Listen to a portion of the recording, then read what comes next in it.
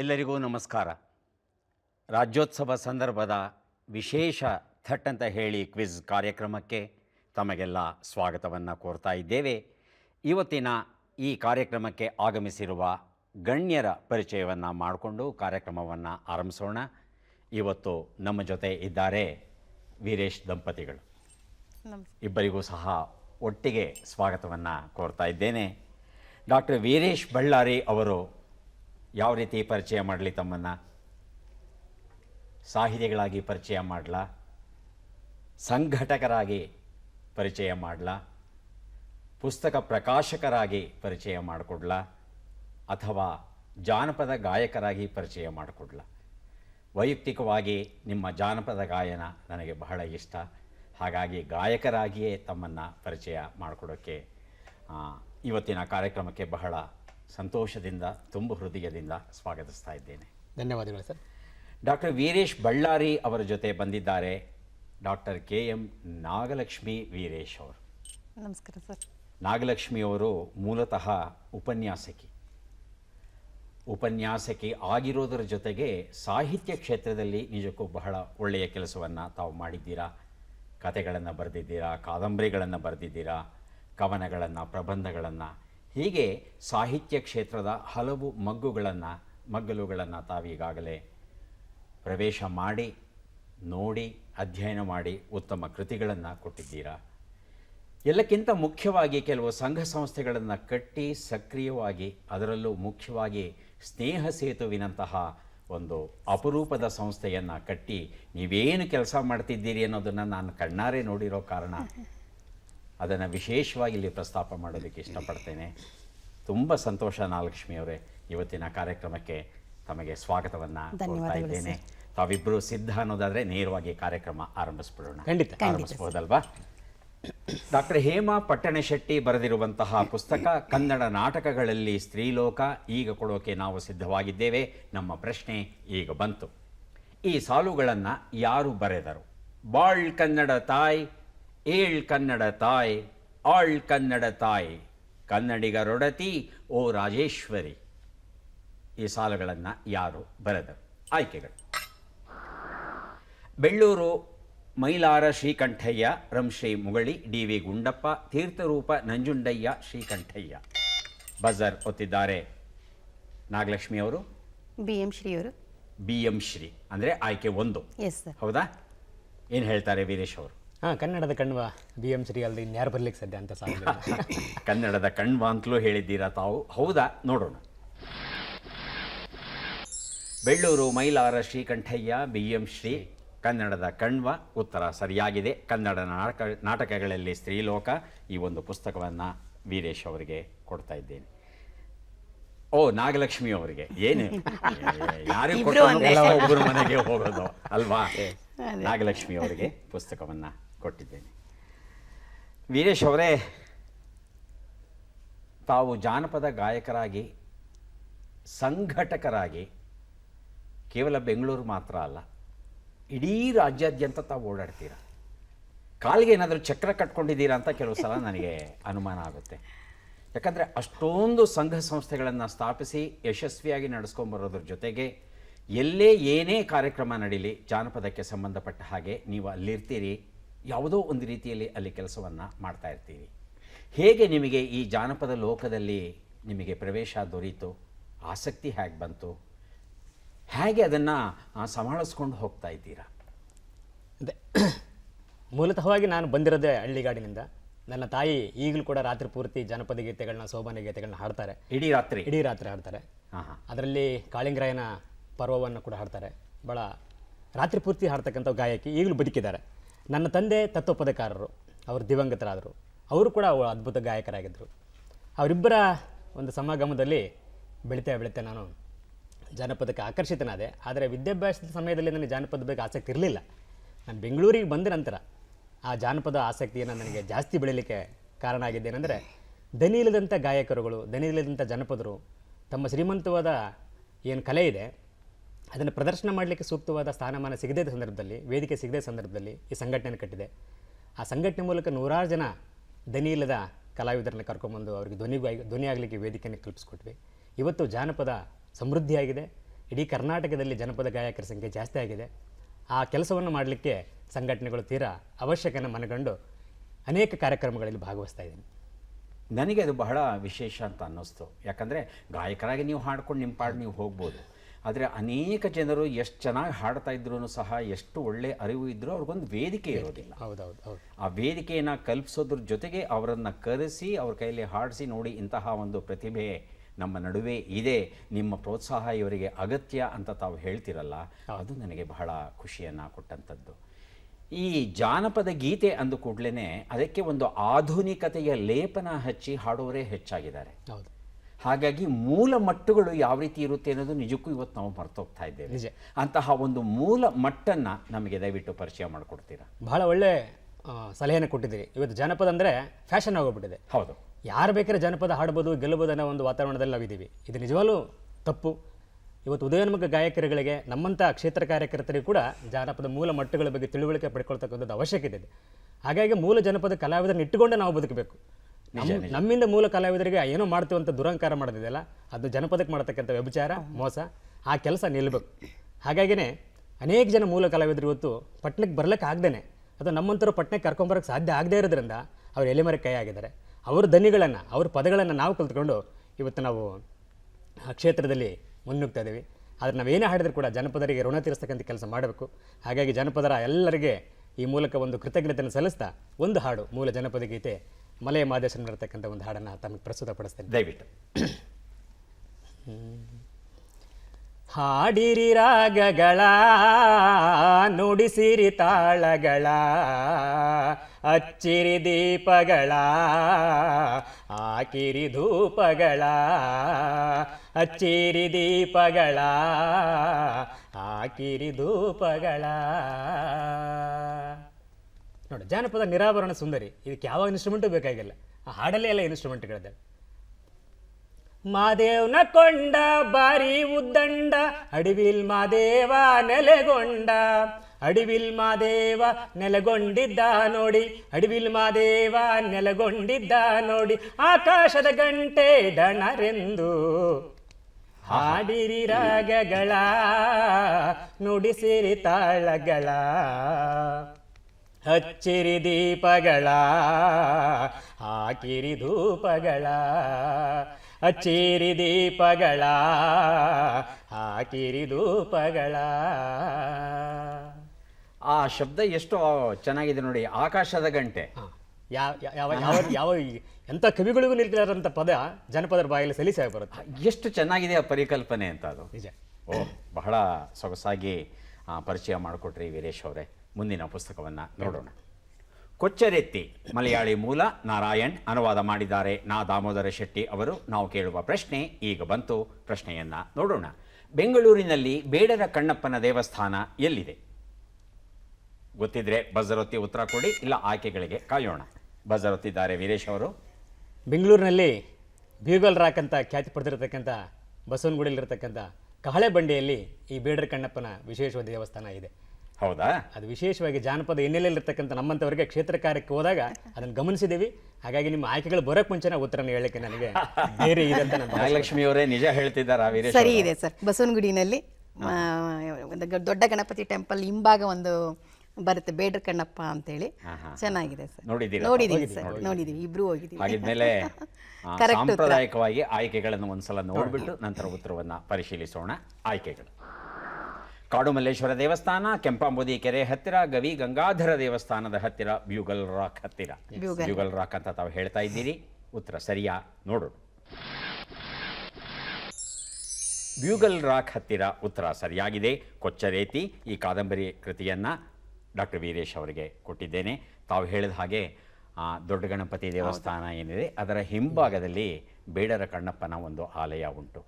ಬೆಂಗಳೂರಿನಲ್ಲಿರ್ತಕ್ಕಂಥ ಅನೇಕ ಜನರಿಗೆ ಈ ಬಗ್ಗೆ ಮಾಹಿತಿ ಇಲ್ಲ. ಬರೀ ದೊಡ್ಡ ಗಣಪತಿನಷ್ಟೇ ನೋಡ್ಕೊಂಡು ಬರ್ತಾರೆ. ಅದು ಹಿಂಭಾಗ ಬಹಳ ಚೆನ್ನಾಗಿದೆ. ಅದು ಒಂದು ಸರ್ಪದ ಬಂಡೆ ಮೇಲೇನೆ ಸರ್ಪನೂ ಕೂಡ ಕೆತ್ತಿರೋದೆಲ್ಲ ಚೆನ್ನಾಗಿದೆ. ನೋಡಿದೀವಿ ಸರ್. ಅದು ಬಹಳ ಸೊಗಸಾದ ಕೃತಿ. ಯಾಕಂದ್ರೆ ಕಣ್ಣಪ್ಪನಿಗೆ ಒಂದು ದೇವಸ್ಥಾನ ಇದೆ ಅನ್ನೋ ಮಾಹಿತಿ ಇದೆಯಲ್ಲ, ಆ ಮಾಹಿತಿಯೇ ನಿಜಕ್ಕೂ ರೋಚಕವಾದದ್ದು. ಬಹಳ ಸಂತೋಷ. ನಾಗಲಕ್ಷ್ಮಿ ಅವರೇ, ತಾವು ಉಪನ್ಯಾಸಕಿಯಾಗಿ ತಾವು ಏನು ಕೆಲಸ ಮಾಡ್ತಾ ಇದ್ದೀರಿ? ಕನ್ನಡ ವಿಷಯ. ಕನ್ನಡ ಉಪನ್ಯಾಸಕಿಯಾಗಿನೇ ನಾನು ಕಾರ್ಯನಿರ್ವಹಿಸ್ತಾ ಇರೋದು. ತಾವು ಇಷ್ಟೊಂದು ಸಾಹಿತ್ಯ ಪ್ರಕಾರಗಳಲ್ಲಿ ತಮ್ಮನ್ನು ತಾವು ತೊಡಗಿಸ್ಕೊಂಡಿದ್ದೀರಲ್ಲ, ತಮ್ಮ ಆದ್ಯ ಕ್ಷೇತ್ರ ಯಾವುದು ಇವುಗಳಲ್ಲಿ? ಸರ್, ನಾನು ಎಲ್ಲವೂ ಹೋಗಿದೆ. ನಂದು ಕವನ ಸಂಕಲನವೂ ಆಗಿದೆ, ಕಾದಂಬರಿ ಆಗಿದೆ, ಚರಿತ್ರೆಗಳನ್ನು ಬರೆದಿರೋದು ಆಗಿದೆ, ಮತ್ತು ಸಂಶೋಧನೆಯೂ ಆಗಿದೆ. ಸೊ ಸಾಹಿತ್ಯದ ಎಲ್ಲ ಪ್ರಕಾರದಲ್ಲಿ ಮಾಡಿ ಈಗ ಇತ್ತೀಚೆಗೆ ನಾನು ಆಧುನಿಕ ವಚನಗಳನ್ನು ಬರೀಲಿಕ್ಕೆ ಪ್ರಯತ್ನವನ್ನು ಮಾಡ್ತಾ ಇದ್ದೀನಿ. ಆಧುನಿಕ ವಚನಗಳನ್ನು ಮರಿತಾ ಇದ್ದೀನಿ ಈಗ. ಅಲ್ಲ, ತಪ್ಪೇನಿಲ್ಲ ಎಲ್ಲ ಕ್ಷೇತ್ರಗಳಲ್ಲೂ ಕೆಲಸ ಮಾಡೋದು, ಆದರೆ ನಿಮಗೊಂದು ಪ್ರೀತಿಯ ಕ್ಷೇತ್ರ ಅನ್ನೋದೊಂದು ಇರಬೇಕಲ್ಲ. ಕಾವ್ಯ, ಕವನ ಸಂಕಲನ. ಕವನ ಸಂಕಲನ. ನಮಗಾಗಿ ಯಾವ ಕವನ ಓದ್ತೀರಿ ತಾವು? ದಯವಿಟ್ಟು ತಮ್ಮ ಮೆಚ್ಚಿನ ಒಂದು ಕವಿತೆಯನ್ನು ನಮಗಾಗಿ ಓದಬೇಕು. ಖಂಡಿತ ಸರ್. ಇತ್ತೀಚೆಗೆ ಹೆಣ್ಣು ಮಕ್ಕಳ ಸಂತತಿ ಕಡಿಮೆ ಆಗ್ತಾ ಹೋಗ್ತಾ ಇದೆ. ಹಾಗಾಗಿ ನಾನು ಸೃಷ್ಟಿಯಾಗುತ್ತಿದೆ ಹೆಣ್ಣಿಲ್ಲದ ಜಗತ್ತು ಅನ್ನೋ ಒಂದು ಪದ್ಯವನ್ನು ತಮ್ಮ ಮುಂದೆ ದಯವಿಟ್ಟು ಓದಿ. ಕವನದ ಶೀರ್ಷಿಕೆ ಸೃಷ್ಟಿಯಾಗುತ್ತಿದೆ ಹೆಣ್ಣಿಲ್ಲದ ಜಗತ್ತು. ಮಾನವನ ಸ್ವಾರ್ಥಕ್ಕೂ ಮಿತಿ ಇಲ್ಲ, ಇದಕ್ಕೆ ತಕ್ಕ ಉತ್ತರ ಸೃಷ್ಟಿಯಾಗುತ್ತಿದೆ ಹೆಣ್ಣಿಲ್ಲದ ಜಗತ್ತು, ಸೃಷ್ಟಿಯಾಗುತ್ತಿದೆ ಹೆಣ್ಣಿಲ್ಲದ ಜಗತ್ತು. ಅಸಮಲಿಂಗಾನುಪಾತ, ಗರ್ಭಪಾತ, ಭ್ರೂಣ ಹತ್ಯೆ ಹೆಸರಲ್ಲಿ ಹಸುಳೆಗಳ ಹರಣ, ಲಾಭ ನಷ್ಟದ ಮಾರುಕಟ್ಟೆಯಲ್ಲಿ ಸರಕಾಗಿ ತೂಗುವಿರ, ಇದು ದುರಂತದ ನಿದರ್ಶನ, ಇದು ದುರಂತದ ನಿದರ್ಶನ. ಹೆಣ್ಣಿಗೆ ಮೊದಲ ಪ್ರಾಶಸ್ತ್ಯ ಎನ್ನುವ ಹಳಸು ಮಾತುಗಳಲ್ಲಿ, ಹೆಣ್ಣಿಗೆ ಮೊದಲ ಪ್ರಾಶಸ್ತ್ಯ ಎನ್ನುವ ಹಳಸು ಮಾತುಗಳಲ್ಲಿ ಅಡಗಿದೆ ಕಾಲದ ರಹಸ್ಯ, ಅಡಗಿದೆ ಕಾಲದ ರಹಸ್ಯ. ವೃದ್ಧಾಪದ ಆಸರೆ, ಮರಣೋತ್ತರ ಸದ್ಗತಿಯ ಅಂಧಶ್ರದ್ಧೆಗೆ ಅಂತರಂಗಕ್ಕೊಂದು ಉತ್ತರ, ಬಹಿರಂಗ ಎಚ್ಚರಿಕೆ, ಎಚ್ಚೆತ್ತುಕೊಳ್ಳಿ ಎಚ್ಚೆತ್ತುಕೊಳ್ಳಿ.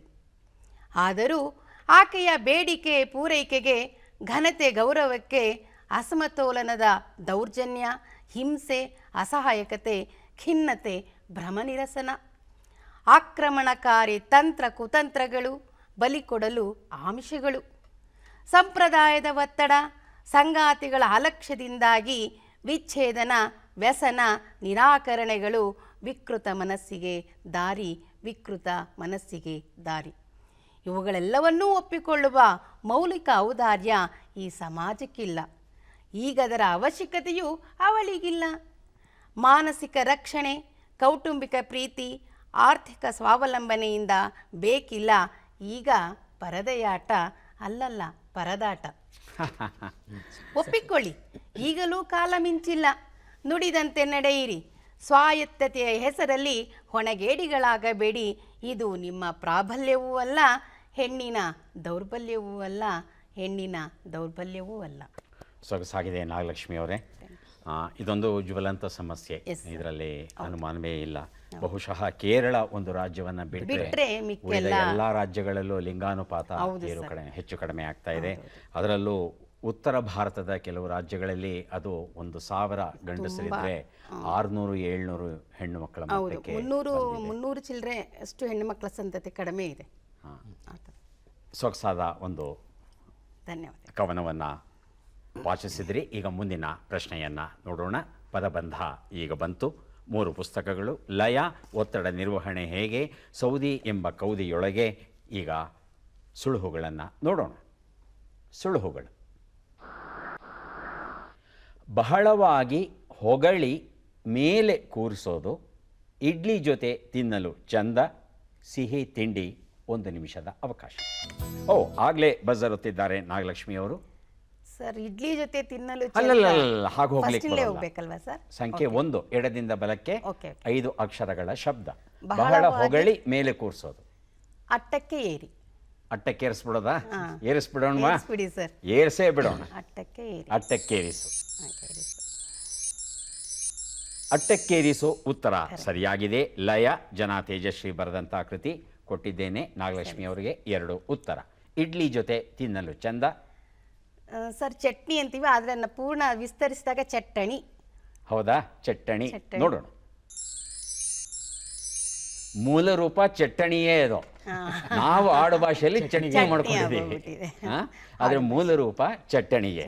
ಉತ್ತರ ಸರಿಯಾಗಿ ಬಂದಿದೆ. ಒತ್ತಡ ನಿರ್ವಹಣೆ ಹೇಗೆ, ಡಾಕ್ಟರ್ CR ಚಂದ್ರಶೇಖರ್ ಬರೆದಂಥ ಪುಸ್ತಕ. ಕೊಟ್ಟಿದ್ದೇನೆ 3 ಉತ್ತರ. ಸಿಹಿ ತಿಂಡಿ. ಹಾಂ, ಗಾರಿಗೆ. ಗಾರಿಗೆ. ಹೌದಾ? ಕಜ್ಜಾಯ ಅಂತ ಈ ಕಡೆ ಅಂತೀವಿ, ಉತ್ತರ ಕರ್ನಾಟಕದಲ್ಲಿ ಗಾರಿಗೆ ಅಂತ ಕರೀತಾರೆ. ಹೌದಾ? ನೋಡೇ ಬಿಡೋಣ. ಗಾರಿಗೆ ಉತ್ತರ ಸರಿಯಾಗಿದೆ. ಸೌದಿ ಎಂಬ ಕೌದಿಯೊಳಗೆ ಬಹಳ ಸೊಗಸಾದ ಒಂದು ಕೃತಿಯನ್ನು ಕೊಟ್ಟಿದ್ದೇನೆ ನಾಗಲಕ್ಷ್ಮಿ ಅವರಿಗೆ. 3 ಪ್ರಶ್ನೆಗಳಿಗೆ ಸರಿಯಾದ ಉತ್ತರವನ್ನು ಕೊಟ್ಟಿದ್ದಾರೆ ನಾಗಲಕ್ಷ್ಮಿ ಅವರು. ವೀರೇಶ್ ಅವರೇ, ತಾವು ಈ ಸ್ನೇಹ ಸೇತು ಅನ್ನೋ ಒಂದು ಸಾಮಾಜಿಕ ಹಾಗೂ ಸಾಂಸ್ಕೃತಿಕ ಸಂಸ್ಥೆಯನ್ನು ಕಟ್ಟಿದ್ದೀರ. ಅನೇಕ ಸಂಘ ಸಂಸ್ಥೆಗಳನ್ನು ಆರಂಭಿಸ್ತಾರೆ, ಆದರೆ ಮುಂದುವರ್ಸ್ಕೊಂಡು ಹೋಗೋದನ್ನ ತುಂಬ ಜನ ಮುತುವರ್ಜಿ ವಹಿಸೋಲ್ಲ. ಹಾಗೆ ಕಾರ್ಯಕ್ರಮಗಳನ್ನು ಮಾಡೋದು ಸಹ ಒಂದು ವರ್ಷದಲ್ಲಿ ಉದ್ಘಾಟನೆ ಇರುತ್ತೆ, ಕೊನೆಗೆ ಒಂದು ಸಮಾರೋಪ ಸಮಾರಂಭ ಇರುತ್ತೆ, ಮಧ್ಯದಲ್ಲೆಲ್ಲ ಖಾಲಿ ಇರುತ್ತೆ. ಆದರೆ ತಾವು ಆ ರೀತಿ ಮಾಡದೆ ಪ್ರತಿ ವರ್ಷವೂ ಒಂದಲ್ಲ ಒಂದು ರೀತಿಯಾದ ಕಾರ್ಯಕ್ರಮಗಳನ್ನು ಹಾಕ್ಕೊಂಡು ಈ ಸ್ನೇಹ ಸೇತು ಒಂದು ಸಂಸ್ಥೆಯನ್ನು ನಡೆಸ್ತಾ ಇದ್ದೀರಿ. ಎಲ್ಲಕ್ಕಿಂತಲೂ ಮುಖ್ಯವಾಗಿ ನನಗೆ ಆಕರ್ಷಣೀಯ ಅಂತ ಅನಿಸೋದು, ಅನೇಕ ಕ್ಷೇತ್ರಗಳಲ್ಲಿ ಕೆಲಸ ಮಾಡ್ತಕ್ಕಂಥ ಜನರನ್ನು ಗುರುತಿಸಿ ಸನ್ಮಾನಿಸ್ತೀರ. ಅದರಲ್ಲೂ ಪುಸ್ತಕಗಳನ್ನು ಬರೆದಂತಹ ಸಾಹಿತಿಗಳನ್ನು, ಕವಿಗಳನ್ನು ಕರೆದು ಅಲ್ಲೂ ಸಹ ಅವರ ಕೃತಿಗಳನ್ನು ಗುರುತಿಸಿ ಇಂತಹ ಒಳ್ಳೆಯ ಒಂದು ಪುಸ್ತಕವನ್ನು ತಾವು ಕೊಟ್ಟಿದ್ದೀರಿ ಅಂತ ಹೇಳ್ತಾ ಇದ್ದೀರಿ. ತಾವು ಇಂತಹ ಒಂದು ಸಂಸ್ಥೆಯನ್ನು ನಡೆಸ್ಕೊಂಡು ಹೋಗೋದಕ್ಕೆ ತುಂಬ ಹಣ ಬೇಕಾಗುತ್ತೆ. ಹೇಗೆ ಹೊಂದಿಸ್ತಾ ಇದ್ದೀರಿ ಹಣನ? ಒಂದು, ನನಗೆ ಯಾವ ಬೇರೆ ಚಟಗಳಿಲ್ಲ. ಹಾಡೋ ಚಟ ಒಂದಿದೆ, ಹಾಡೋ ಚಟ ಇದೆ. ಹಾಗಾಗಿ ಆ ದುಂದು ವೆಚ್ಚವನ್ನು ಬೇರೆ ಬೇರೆ ಚಟಗಳಿಗೆ ಮಾಡಿ ಪೋಲು ಮಾಡೋದನ್ನು ಘನೀಕರಿಸಿ ಈ ಸಾಹಿತ್ಯಿಕ ಸಾಂಸ್ಕೃತಿಕ ವಲಯಕ್ಕೆ ನಾವು ಅದನ್ನು ದಾರಿ ಎರೆದಿದ್ದೀವಿ. ನನ್ನ ಸಂಬಳದಲ್ಲಿ ಒಂದಿಷ್ಟು, ನನ್ನ ಮನೆಯವರ ಸಂಬಳದಿಂದ ಒಂದಿಷ್ಟು, ಮತ್ತು ಸ್ನೇಹಿತರು ಕೆಲವು ಹಿತೈಷಿಗಳು ಕೊಡುಗೆಯನ್ನು ಕೊಡ್ತಕ್ಕಂಥವ್ರು ಅನೇಕ ಜನ ನಮ್ಮ ಒಂದು ವರ್ತುಲ ಇದೆ. ಭಾಳ ಶ್ರೀಮಂತವಾದಂಥ ಒಂದು ಸ್ನೇಹಿತರ ವರ್ತುಲ ಇದೆ. ಅವರೆಲ್ಲರೂ ಕೂಡ ಕೊಡುಗೆಗಳಿಂದಾಗಿ, ಆಮೇಲೆ ಸಂಘಟನೆ ಮಾಡಲಿಕ್ಕೆ ಹಣ ಒಂದೇ ಮುಖ್ಯ ಅಲ್ಲ, ಕೆಲಸ ಮಾಡತಕ್ಕಂಥ ಪ್ರೀತಿಯಿಂದ ಕೆಲಸ ಮಾಡತಕ್ಕಂಥ ವಾಲಂಟಿಯರ್ಸು ಆ ಮನಸ್ಸುಗಳು ಬಂದರೆ ಕೆಲಸ ಭಾಳ ಹಗುರ ಆಗುತ್ತೆ. ಆಮೇಲೆ ಲಕ್ಷಾಂತರ ರೂಪಾಯಿ ಕಟ್ಟಿ ಕೆಲಸ ಮಾಡಬೇಕಾಗಿಲ್ಲ, 50 ರೂಪಾಯಿದಲ್ಲಿ ಒಂದು ಕಾರ್ಯಕ್ರಮ ಮಾಡ್ಬೋದು, 500 ರೂಪಾಯಿದಲ್ಲಿ ಒಂದು ಕಾರ್ಯಕ್ರಮ ಮಾಡ್ಬೋದು. ಆ ನೆಲೆಗಟ್ಟಿಂದ ಬಂದಿರತಕ್ಕಂಥ ಸಂಸ್ಥೆ. ವೀರೇಶ್, ಬಹಳ ಸೊಗಸಾದ ಒಂದು ಮಾತನ್ನು ಹೇಳಿದರೆ, 50 ರೂಪಾಯಿಲಿ ಒಂದು ಕಾರ್ಯಕ್ರಮ ಮಾಡ್ಬೋದು, 500 ರೂಪಾಯಲ್ಲೂ ಮಾಡಬಹುದು ಅಂತ. ಹೌದು, ನಿಜಕ್ಕೂ ಸಾಧ್ಯವಾ? ಖಂಡಿತ 50 ರೂಪಾಯಲ್ಲಿ ಮಾಡೋಕ್ಕೆ? ಅಂದರೆ ನಾವು ಮಾಡ್ತಕ್ಕಂಥ ಮನಸ್ಸುಗಳು, ಈಗ ನಾವು ಯಾವುದೋ ಪ್ರಶಸ್ತಿ ಕೊಟ್ಟರೆ ಅವ್ರಿಗೆ ಲಕ್ಷಾಂತರ ರೂಪಾಯಿ ದುಡ್ಡು ಕೊಡಲ್ಲ, ಆಡಂಬರದ ಕಾರ್ಯಕ್ರಮ ಮಾಡಲ್ಲ, ದುಂದು ವೆಚ್ಚಕ್ಕೆ ಹಣ ಖರ್ಚು ಮಾಡಲ್ಲ, ಮೌಲ್ಯಯುತವಾಗಿರ್ತಕ್ಕಂಥ ಪುಸ್ತಕಗಳನ್ನ ಕೊಟ್ಟು ಘನ ವಿದ್ವಾಂಸರನ್ನು ಕರೆಸಿ ಸನ್ಮಾನ ಮಾಡೋದ್ರ ಮೂಲಕ ಆ ಪ್ರಶಸ್ತಿಗೆ ಕೀರ್ತಿಯನ್ನು ಹೆಚ್ಚಿಸಬೇಕು ವಿನಃ ಆಡಂಬರದ ಮೂಲಕ ನಾವು ಕಾರ್ಯಕ್ರಮ ಮಾಡಿ ಚಪ್ಪಾಳೆ ಗಿಡಿಸ್ಕೊಳ್ತಾ ಅಂತಕ್ಕಂಥದ್ದು ಶುದ್ಧ ಸುಳ್ಳು. 15 ವರ್ಷಗಳ ನನ್ನ ಸ್ನೇಹ ಸೇತು ಸಂಸ್ಥೆಯ ಸಂಘಟನೆ ಕೆಲಸದಲ್ಲಿ ನಾನು ಕಂಡುಕೊಂಡಿರ್ತಕ್ಕ ಅನುಭವ, ನಮ್ಮ ಪರಸ್ಪರ ಪ್ರೀತಿ ವಿಶ್ವಾಸ, ಸಮಾಜದಲ್ಲಿ ನಮ್ಮ ಬಗ್ಗೆ ಗೌರವ ಇದ್ದರೆ ಎಲ್ಲ ಕೆಲಸಗಳು ಕೂಡ ಸುಲಭವಾಗಿ ನಡ್ಕೊಂಡು ಹೋಗ್ತಕ್ಕಂಥ ಕೆಲಸ ಆಗ್ತದೆ. ಇವತ್ತು ಸರ್ಕಾರಗಳು ಕೊಡದೇ ಇರತಕ್ಕಂಥ ಅನೇಕ ಪ್ರಶಸ್ತಿಗಳನ್ನು ಸಂಘ ಸಂಸ್ಥೆಗಳು ಕೊಡೋದ್ರ ಮೂಲಕ ಸಾವಿರಾರು ಜನ ವಿದ್ವಾಂಸರನ್ನ ಮತ್ತು ಲೇಖಕರನ್ನ ಬೆಳೆಸಲಿಕ್ಕೆ ಸಾಧ್ಯ ಆಗಿದೆ. ಇದು ಸರ್ಕಾರ ಮಾಡ್ತಕ್ಕಂಥ ಕೆಲಸ ಅಲ್ಲ. ಆದಾಗ್ಯೂ ಕೂಡ ನಾವು ಅವ್ರನ್ನ ಪರ್ಯಾಯವಾಗಿ ಕೂಡ ಸಂಘ ಸಂಸ್ಥೆಗಳು ಅಷ್ಟೇ ಪ್ರಮಾಣದ ಮೌಲ್ಯಗಳಿರತಕ್ಕಂಥ ಪ್ರಶಸ್ತಿಗಳನ್ನು ಕೊಡ್ತಾ ಬಂದಿದ್ದೀವಿ. ಅದು ನಮ್ಮ ಸ್ನೇಹ ಸೇತಕ್ಕೆ ದಕ್ಕಿರತಕ್ಕಂಥ ಒಂದು ಸೌಭಾಗ್ಯ. ಮತ್ತು ಎಲ್ಲ ಸಾಹಿತಿಗಳು ನಮ್ಮ ಸಂಸ್ಥೆ ಬಗ್ಗೆ ಇಟ್ಟಿರತಕ್ಕಂಥ ವಿಶ್ವಾಸ ದ್ಯೋತಕವಾಗಿ ಇವತ್ತು 15 ವರ್ಷಗಳ ಕಾಲ ಸ್ನೇಹ ಸೇತು ಮುಂದುವರ್ಕೊಂಡು ಹೋಗಿದೆ. ಇನ್ನೂ ಒಂದು 50 ವರ್ಷ ಮುಂದುವರಿಯುತ್ತೆ ಅನ್ನೋ ಭರವಸೆ ಕೂಡ ನಮಗಿದೆ. ನನಗೆ ಬಹಳ ಖುಷಿ ಕೊಟ್ಟದ್ದು ಈ ಒಂದು ವಿಷಯ. ಯಾಕಂದರೆ ನೀವು ಸರ್ಕಾರವನ್ನಾಗಲಿ ಅಥವಾ ಮತ್ತೊಬ್ಬರನ್ನಾಗಲಿ ನೆಚ್ಚಿಕೊಂಡು ಸಂಘವನ್ನು ಕಟ್ಟಲಿಲ್ಲ. ನಿಮ್ಮ ಸ್ವಂತ ಹಣದಲ್ಲಿ ನೀವು ಈ ಸಂಘವನ್ನು ನಡೆಸ್ತಾ ಇದ್ದೀರಾ. ನಿಮ್ಮ ಈ ಪ್ರಯತ್ನವನ್ನು ನೋಡಿ ಕೆಲವು ಗೆಳೆಯರು ಕೈ ಜೋಡಿಸಿದ್ದಾರೆ. ಇದನ್ನು ಕೇಳಿದಾಗ ನನಗೆ ತುಂಬ ಸಂತೋಷವಾಯಿತು. ಖುಷಿ ಆಗುತ್ತೆ. ತಾವು ಹೇಳಿದಾಗೆ ಯಾವುದೇ ಚಟ ಇಲ್ಲ, ಆ ಚಟದ ಹಣವನ್ನು ಇಲ್ಲಿ ಹಾಕ್ತಾ ಇದ್ದೀವಿ. ಏಕೆಂದ್ರೆ ಬೆಂಗಳೂರು ಬಂದು ಪ್ರಾರಂಭದಲ್ಲಿ ಒಂದು ಕವನ ಓದಬೇಕಾದ್ರೆ, ಒಂದು ಹಾಡು ಹೇಳಬೇಕಾದ್ರೆ ವೇದಿಕೆಗಳು ಬಹಳ ಇದಾಗ್ತಿತ್ತು ಸರ್. ನಮಗೆ ಹೇಳಲಿಕ್ಕೆ ಇಷ್ಟ, ವಾಚನ ಮಾಡಲಿಕ್ಕೆ ಇಷ್ಟ, ಬಟ್ ಅವಕಾಶಗಳು ಇರ್ತಿರ್ಲಿಲ್ಲ.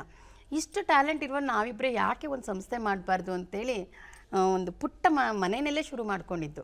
ಇವತ್ತು ರವೀಂದ್ರ ಕಲಾಕ್ಷೇತ್ರದಲ್ಲಿ ಕಾರ್ಯಕ್ರಮ ಮಾಡೋಷ್ಟು ಮಟ್ಟಿಗೆ ನಮ್ಮೆಲ್ಲ ಸ್ನೇಹಿತರ ಮೂಲಕನೇ ಬೆಳೆದಂಥದ್ದು.